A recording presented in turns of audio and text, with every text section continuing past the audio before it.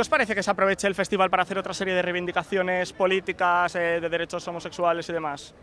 Mal, porque debería ser simplemente de música y quedarnos simplemente en la música. Sí, igual. Yo pienso igual. ¿Qué pasa si el año que viene el festival es en Moscú, por ejemplo? Pues vamos todos, no hay problema, vamos a Moscú. Hay mucha gente, yo por ejemplo, que no voy a ir porque hay muchos problemas en Rusia y una cosa es la música y otra la política, pero ir a Rusia no. Ya me lo dirás el año que viene cuando estemos todos allí, ¿vale?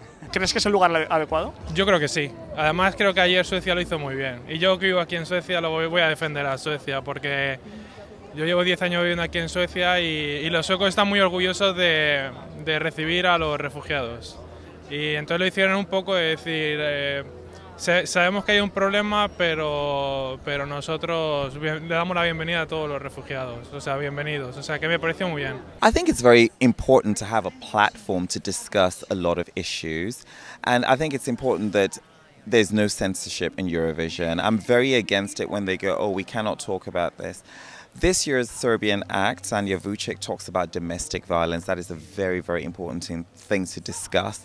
And, you know, Armenia's Iveta Mukuchen raised the flag of her homeland, and she's being told that this is incorrect. You see, I don't believe in that. I believe that unless you're making statements of Nazi war crimes or you're raising the ISIS flag, then of course that is completely unacceptable. But people have different things that they fight for. And gay rights, of course, is another useful platform to discuss at the Eurovision Song Contest. If Eurovision wants to transition into a contest where politics isn't discussed, then you have to ban the flags. You cannot say that some flags are allowed and other flags are not. And if you're billing entries as countries, naturally there will be political discussion. I'm not for that. I think they should just have fun and do up-tempo songs and everyone will have a good dance. I mean, it's a huge platform. What, 50 billion people watch it? So in that sense, yes.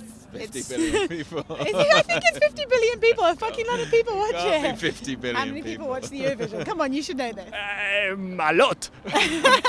I think it's important to keep Eurovision fairly political free. I think there's some things like last night's performance with the grey dancers. They didn't really say much about refugees other than just an awareness of them. They didn't make a point one way or the other, which I thought was the correct way to do it. But other than that, I think politics should stay out of it, and it should just be about the performance on the night. It's used well. It's not supposed to be used in political, but it sometimes always turns out political somehow. And Georgia weren't able to compete a few years back, so yeah, I think it's political because just being here, I mean, showing our flags and whatever. So Yeah, look, I mean, the idea behind Eurovision, from my understanding, is that it's a positive thing about bringing people together, a la the theme of this year's Eurovision, which is come together.